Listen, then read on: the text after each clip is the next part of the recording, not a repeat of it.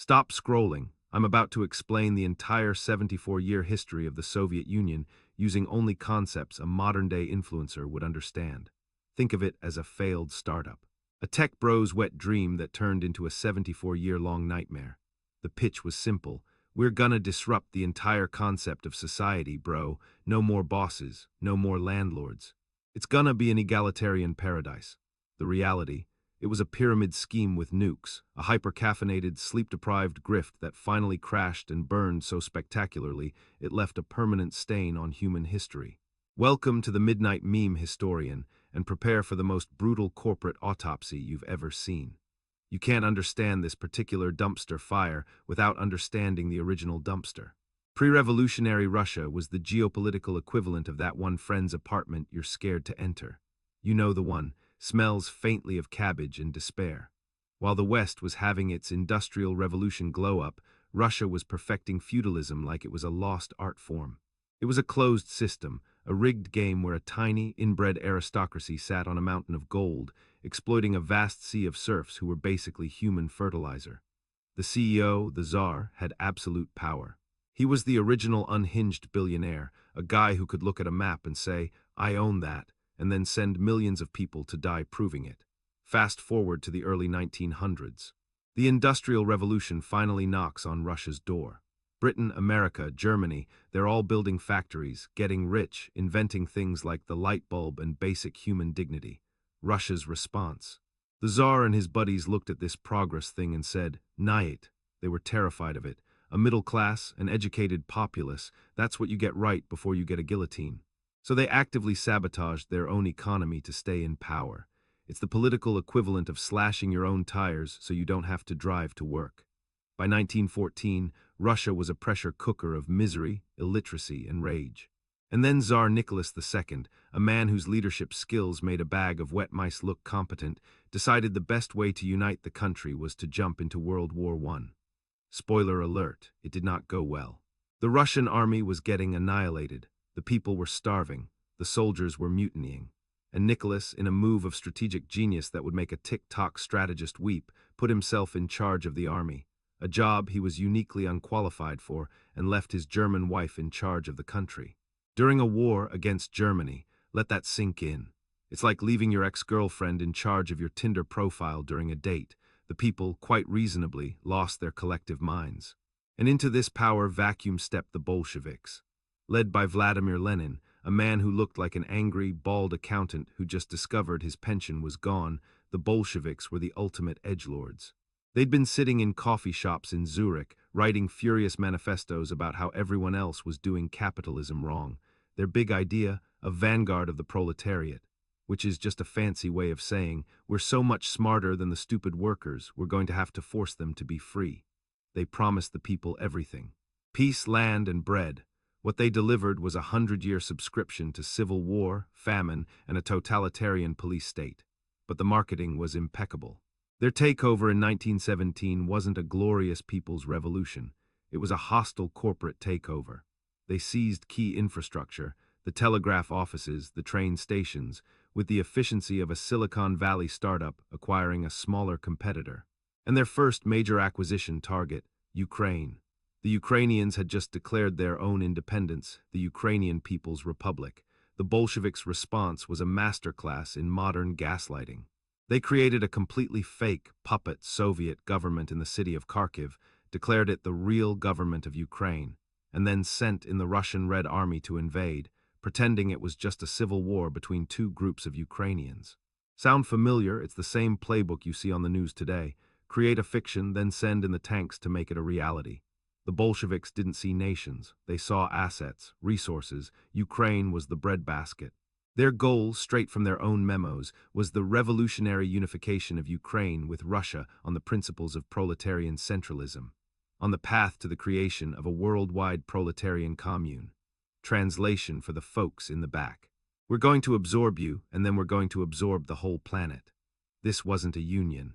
It was the first entry in a very long, very bloody list of conquests for a company that was already bleeding cash and souls. And to manage this new, bloody enterprise, they needed tools, specialized tools, which brings us to one of the most charming aspects of early Soviet management, state-sponsored murder. specifically poison. Let me introduce you to Laboratory X, also known as Lab Number 12, or as I like to call it, Stalin's artisanal kill juice emporium. The story goes that Lenin, after a stroke, asked Stalin for some cyanide to end it all. Stalin, being a caring friend, said no, but the idea stuck. A few years later, Stalin opened his own boutique poison lab. For a rainy day, this wasn't some backroom operation. This was a full-blown R&D department for death, with its own dedicated sales team, assassins who traveled the world, eliminating the regime's enemies with a delightful menu of toxins. They even did quality assurance testing. On political prisoners in the gulags. Why waste a perfectly good batch of ricin on a lab rat when you have a perfectly healthy dissident right here? This video is powered by the kind of caffeine that requires a hazmat suit. If you want to keep me from narrating the rest of this like your high school history teacher on Quaaludes, buy me a coffee, the links in the channel banner and description. Consider it a mercy. Economic model of a looting spree. The state nationalized everything. They sent out armed goon squads to seize grain from the peasants to feed the army. It was a policy so profoundly stupid it makes the average crypto bro's investment strategy look like Warren Buffett. It led to widespread famine and rebellions.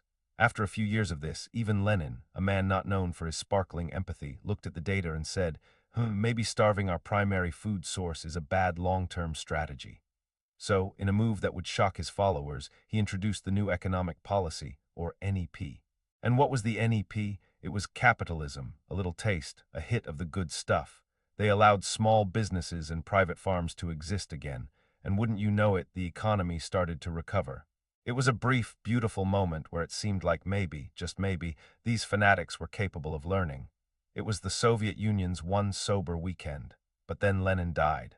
And the man who won the ensuing power struggle was a former bank robber, a professional paranoid, and the undisputed world champion of purges, Joseph Stalin.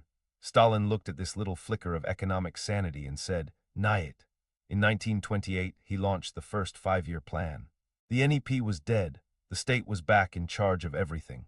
And when I say everything, I mean everything. The government, which meant Stalin and about 5 of his most terrified cronies, would now decide how many paperclips would be produced in Vladivostok, what the price of a single potato would be in Minsk, and how many left shoes, not pairs, just the left ones, a factory in Omsk had to make. It was central planning on a scale that would make an Amazon algorithm blush. It was a recipe for a disaster so uniquely human it's almost beautiful in its stupidity. Stalin's #1 goal was rapid, brutal industrialization. He gave a speech in 1931 that was basically a villain's monologue. He said, "We are 50 or 100 years behind the advanced countries. We must make good this distance in 10 years. Either we do it or they will crush us." In one of history's most terrifyingly accurate predictions, the Nazis invaded the Soviet Union almost exactly 10 years later. To achieve this insane timetable, he needed to fuel the new factories in the cities. And that fuel would come from the countryside. He launched collectivization. Collectivization was a fancy word for a war against the peasantry. It meant forcing millions of individual farmers off their land and herding them onto massive, state-run factory farms.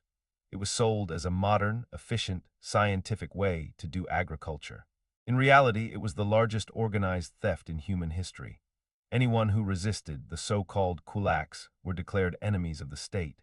They were either shot on the spot, packed into cattle cars and shipped to Siberia to freeze to death, or, and this was the real masterpiece, they were simply left to starve.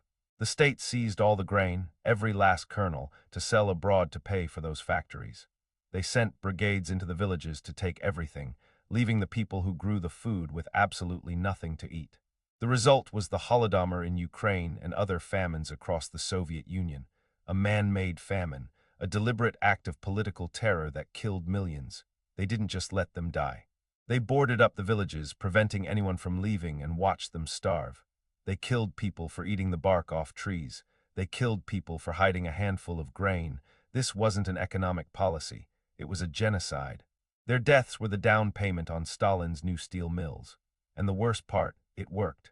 While they were systematically starving millions of their own citizens, the Soviet leadership was also pursuing other, even more unhinged, scientific projects. Like, for instance, trying to create a human-ape hybrid. I am not making this up. A scientist named Ilya Ivanov, with full state funding, spent the 1920s trying to inseminate female chimpanzees with human sperm. When that failed, he traveled to Africa and, under the guise of giving medical exams, allegedly tried to inseminate African women with ape sperm without their consent. The goal: to create a race of super strong, dumb, and obedient ape men to work in the factories and fight in the army.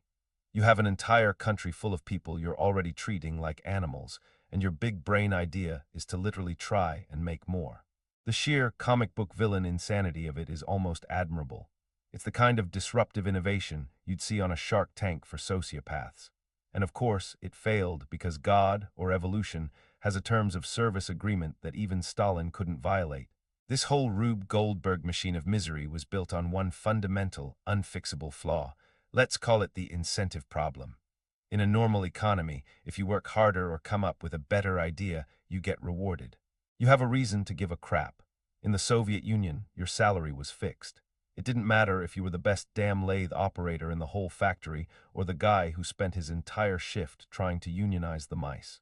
You got paid the same, so naturally nobody worked very hard, and even if you did get a tiny bonus, what were you going to spend it on? The state-run stores were empty. The shelves were a philosophical concept. You had a country full of people with money they couldn't spend and no reason to earn any more of it. It was a system that was perfectly designed to produce the most mediocre, soul-crushing version of everything. It was the cradle of good enough. The factory directors were playing the same game. Their only goal was to meet the production quota set by the 5-year plan, not to be efficient, not to make a quality product, just to hit the number. So they'd lie through their teeth about their factory's capacity, demanding way more raw materials than they needed, just to have a buffer. It was like a kid telling his mom he needs $50 for school supplies when he only needs 10, just in case. And if a director actually overproduced 1 year, that was a catastrophe, because the central planners in Moscow would just take that new, higher number and make it his permanent quota for the next year.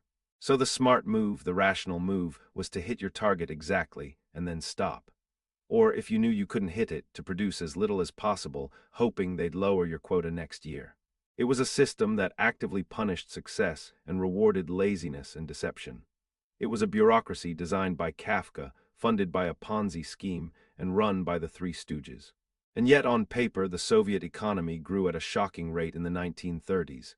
How? It's simple. They were starting from practically zero, and they fueled this growth by throwing infinite, cheap human bodies at the problem. They took millions of unproductive peasants from the inefficient farms and put them to work in the new, highly productive factories. It was a massive one-time demographic boost. You can get a lot of steel made if you're willing to kill a few million people for it. It was growth, but it was low quality, brutal, and completely unsustainable. It was the economic equivalent of selling your organs to buy a fancy car. And it was all happening in a society so paranoid that they arrested a newspaper photographer and a photo retoucher, because a party official thought he saw the ghostly face of the exiled Leon Trotsky in the pattern of the tree branches in a published photograph. They saw enemies in the grain of the wood. It wasn't a country. It was a continent-sized insane asylum where the patients were running the show and their treatment for insanity was more insanity. So what do you think? Was this the greatest managerial failure in history, or just a really, really long performance art piece about human stupidity? Let me know in the comments which part of this glorious clusterfudge you find the most magnificently dumb. So the Soviet Union somehow survives a world war it won by using its own citizens as human sandbags against the German war machine. The 1950s and 60s roll around. The West is having a post-war glow-up.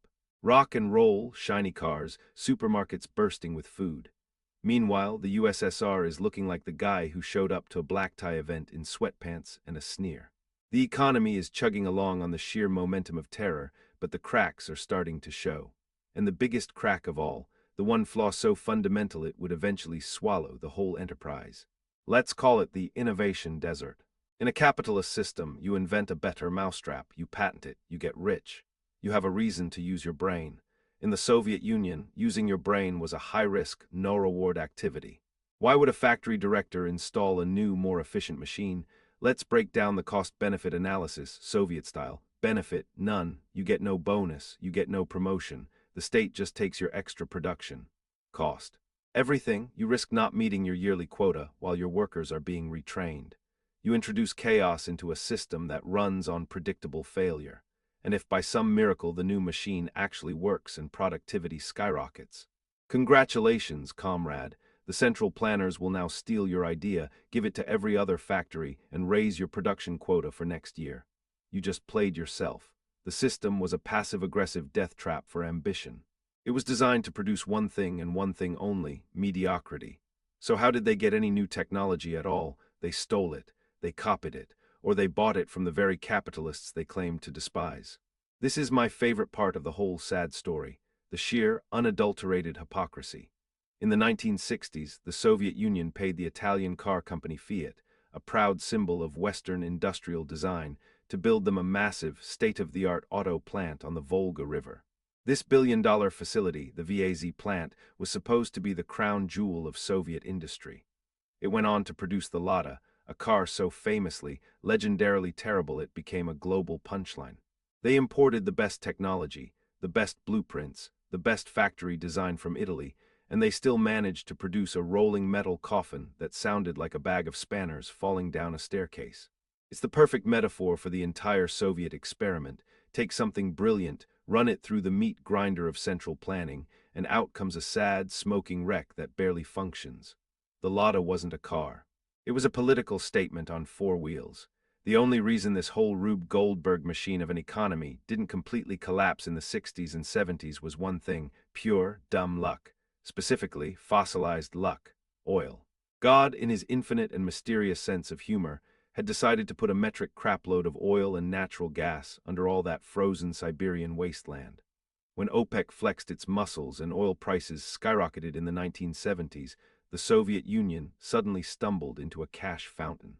They could sell their oil to the West and use that hard currency to buy all the things their broken system couldn't produce, like grain, because their collectivized agriculture was still a catastrophic failure that couldn't feed its own people, and advanced technology, which they would then attempt to reverse engineer and produce a shittier version of.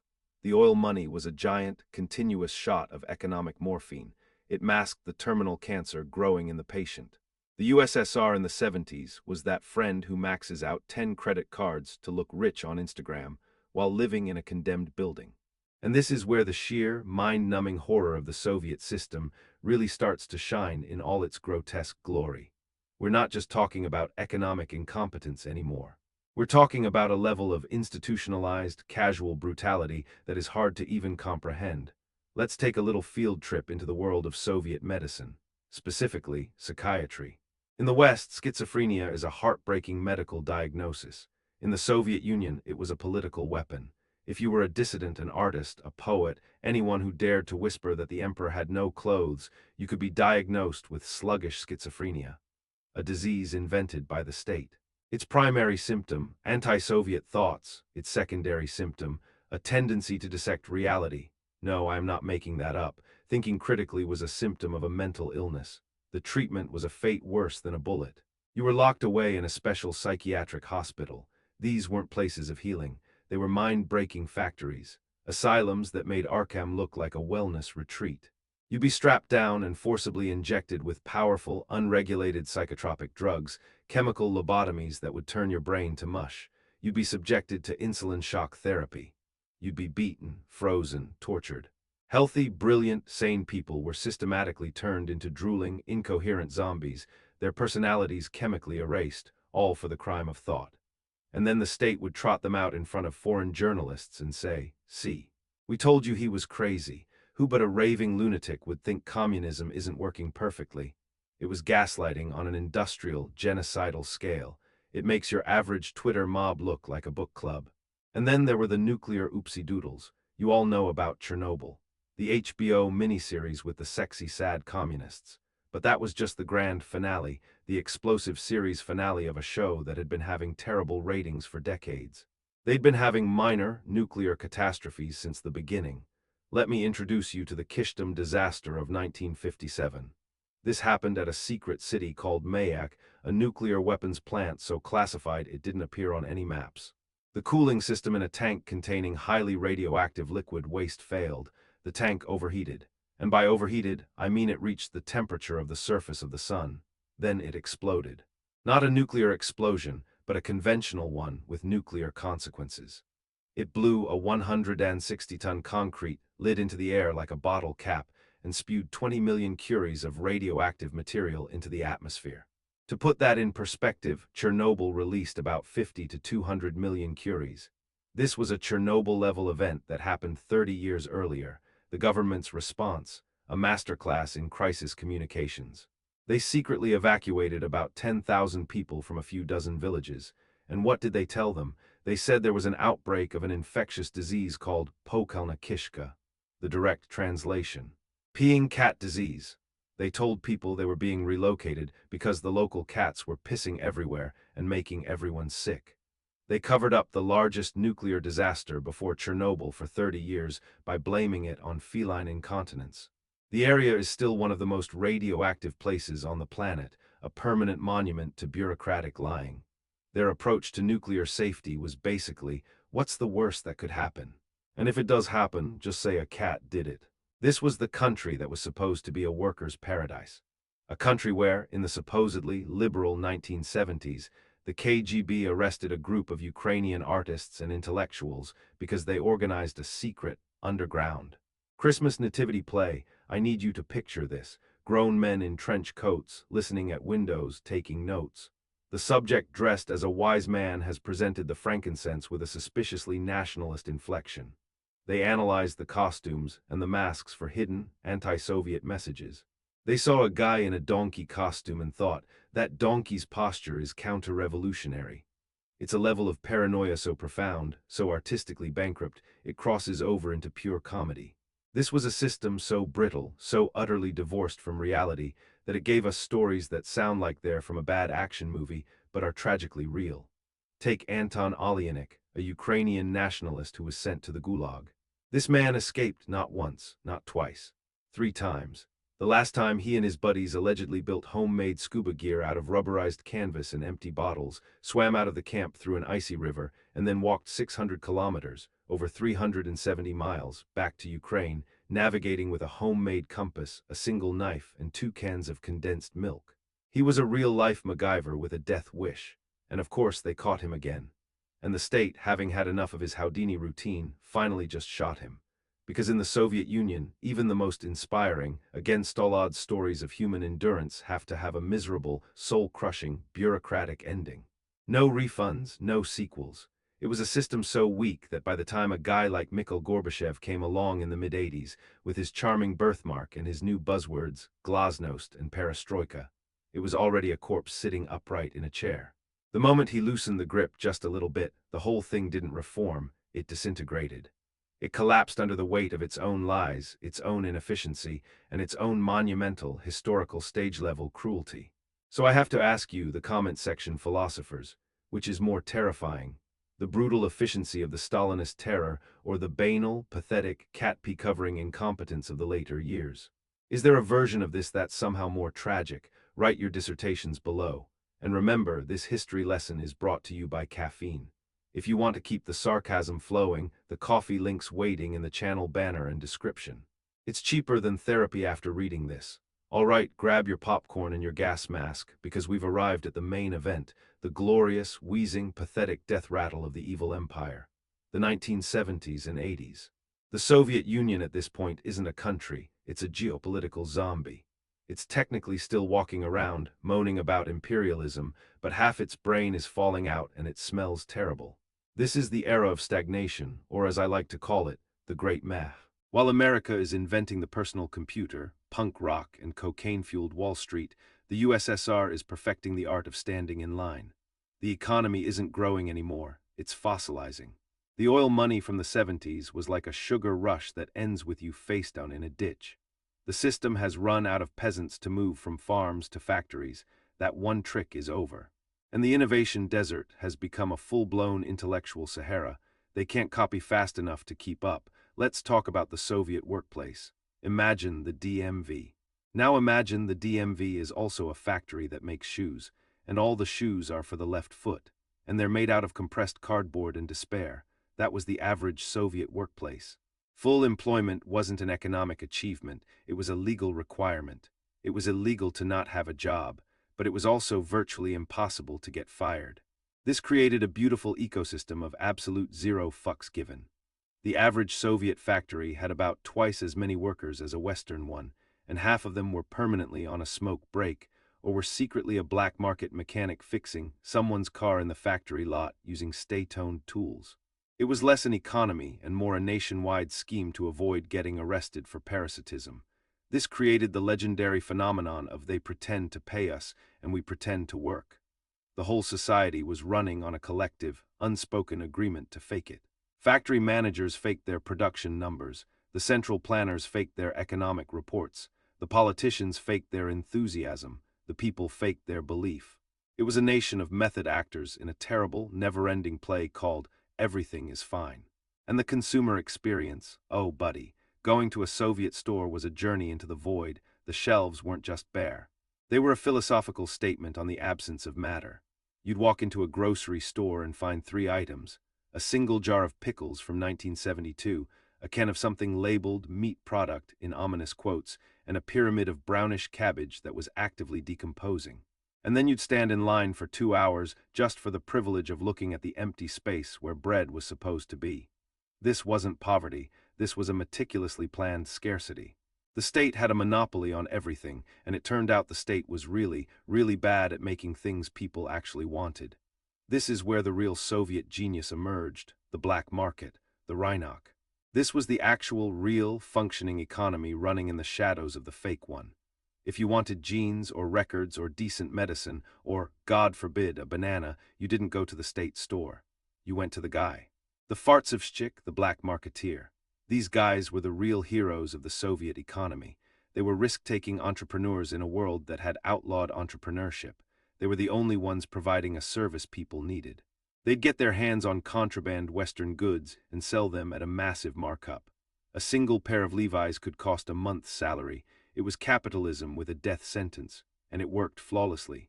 Meanwhile, the state was terrified of the one thing that could expose the whole charade: information. They were the original copyright strike abusers. They banned photocopiers. They treated VCRs like they were nuclear launch codes.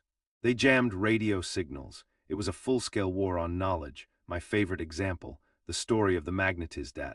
Since they couldn't copy books or manifestos, people would make bootleg audio recordings on used X-ray plates.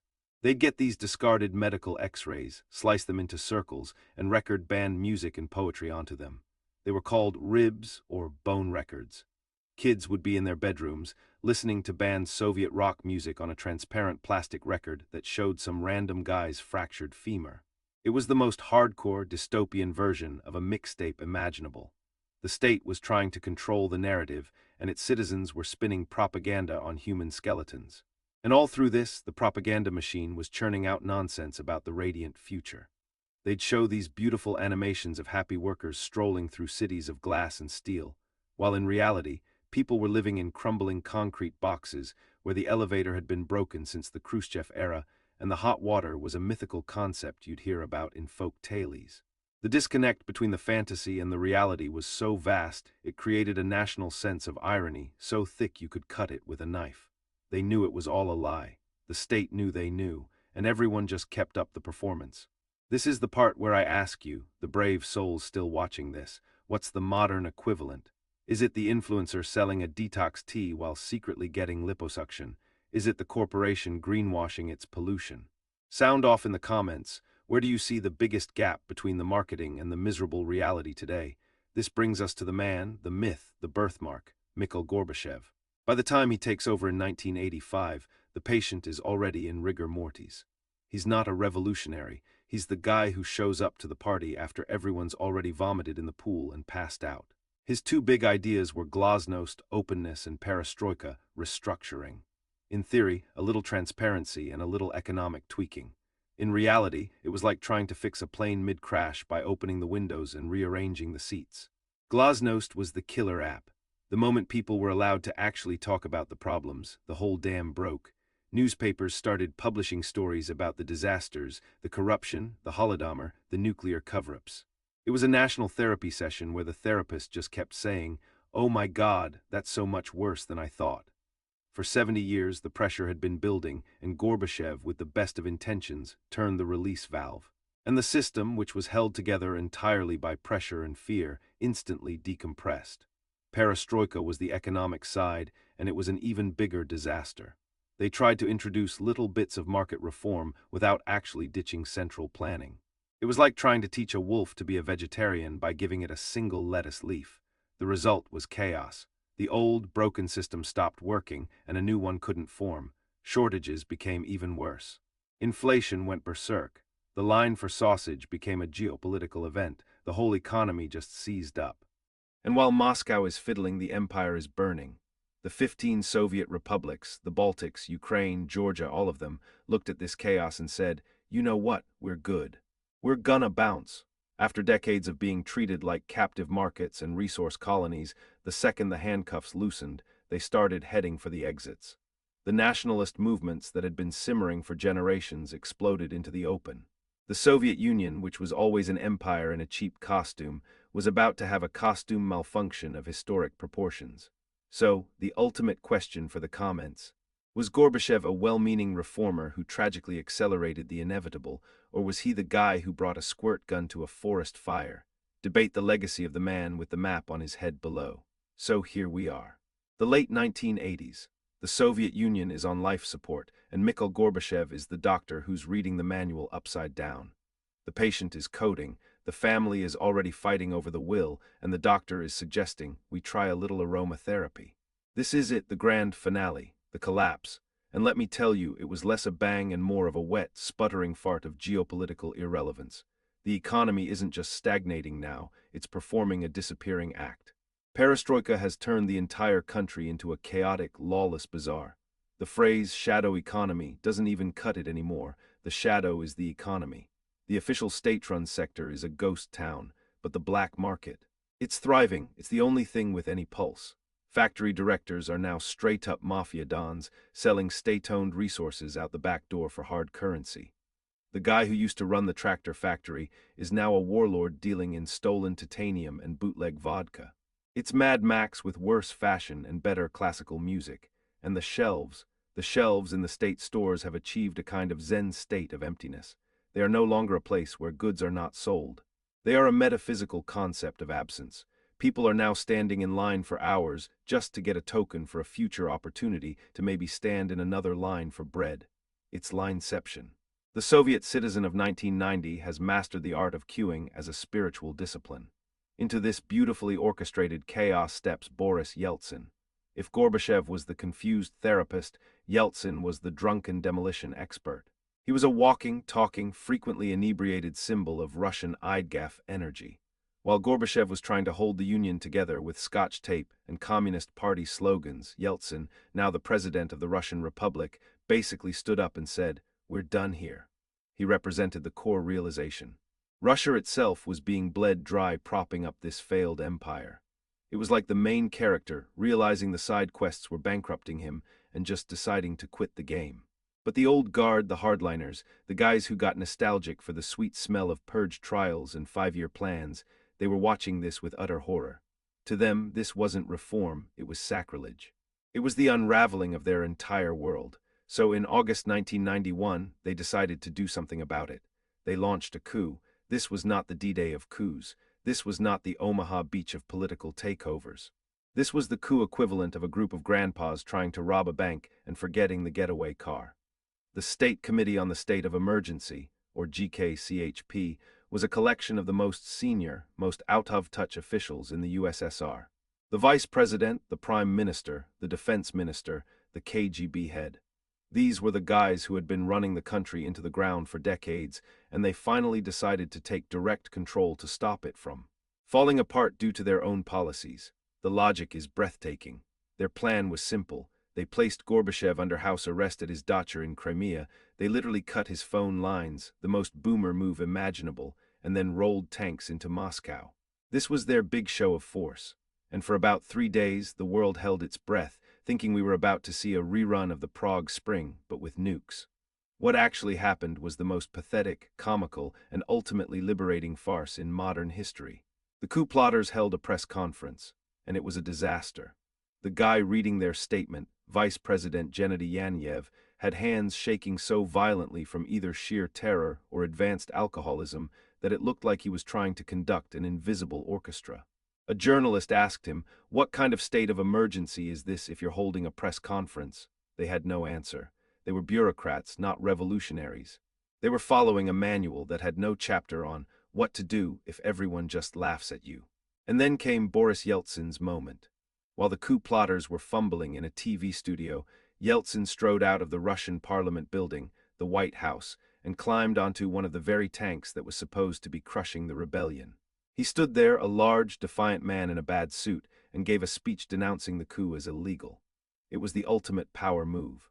The soldiers in the tanks, young conscripts who were probably just told they were going on a training exercise, looked at this madman on their turret, then looked at their shaking, drunk commanders on TV, and made a very rational choice. They started handing out cigarettes to the protesters. The iron fist of the Soviet state had been reduced to asking civilians for a light.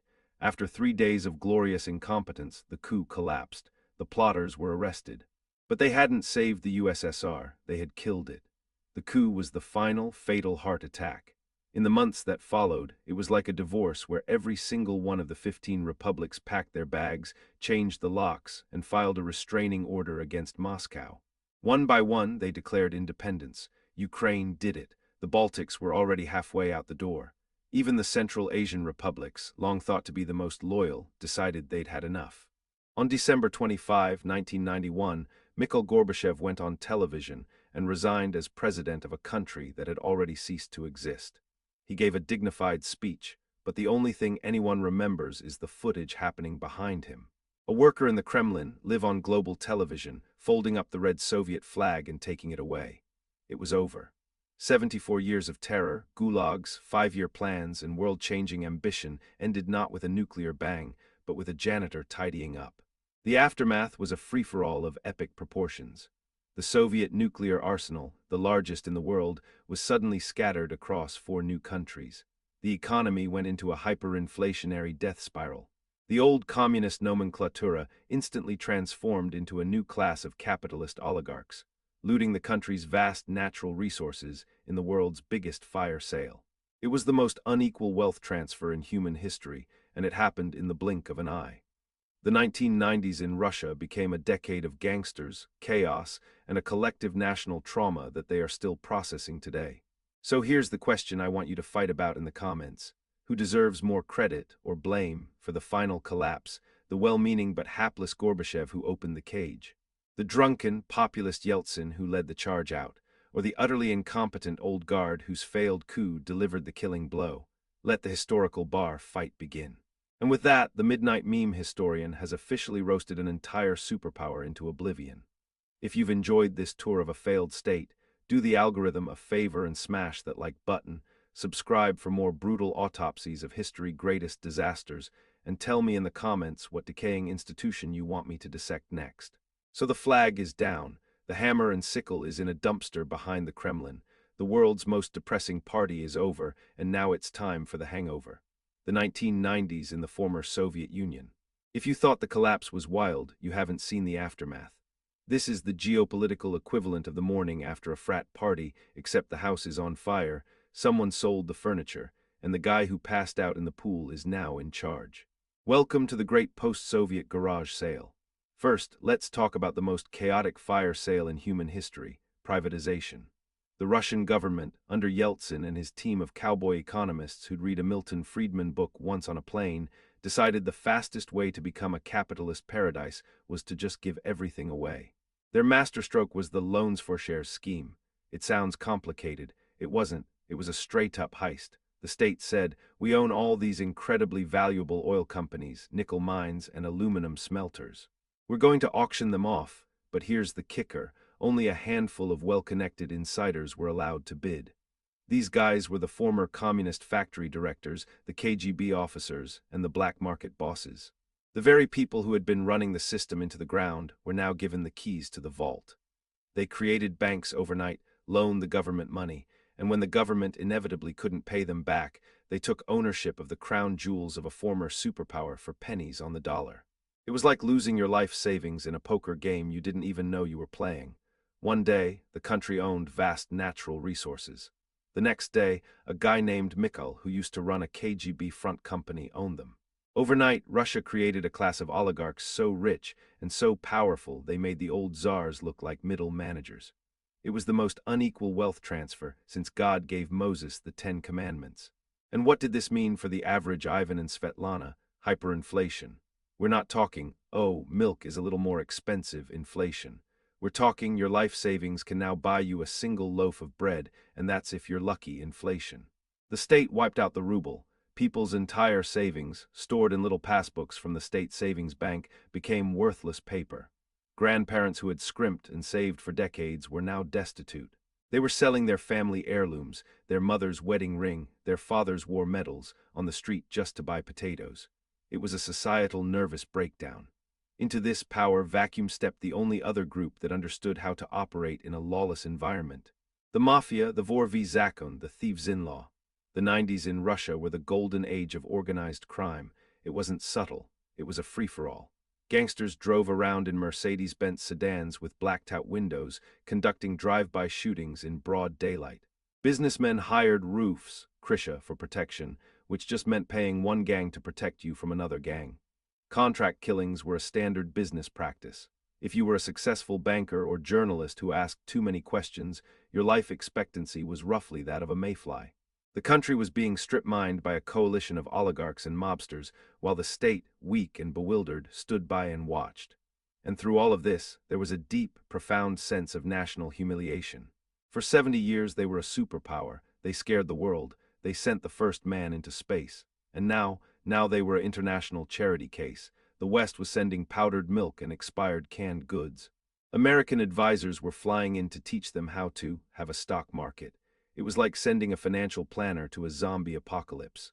The Russian psyche, built on a foundation of pride and paranoia, took a blow from which it has never fully recovered. This is the fertile, rotten soil from which a certain Vladimir Putin would sprout. Remember him, the quiet, unassuming KGB officer from Leningrad who got a job in the mayor's office, and then, through a series of fortunate events and conveniently placed bodies, found himself as Yeltsin's successor. His rise wasn't an accident, it was a product of the 90s. His entire pitch, his brand was simple: I will stop the chaos. After a decade of being laughed at, robbed, and humiliated, the Russian people were desperate for order. They were willing to trade a little freedom for a lot of stability. And Putin offered them a deal with the devil they were all too ready to make. He started by taming the oligarchs. His message was simple: you can keep your money, but you stay out of politics. The ones who didn't listen, like Mikhail Khodorkovsky, found themselves in a Siberian prison camp. The ones who played ball got to keep their yachts. He brought the television stations under state control, understanding that in the modern world, controlling the narrative is more important than controlling the army. He slowly, methodically rebuilt the vertical of power, the same top-down control that had defined Russian history for centuries. The wild, chaotic, and briefly free 90s were over. The new czar was in charge. So here's the million-dollar question for the comments, the real brain melter.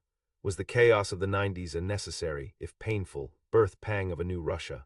Or was it such a traumatic disaster that it made the population actively choose a new kind of authoritarianism just to make the pain stop?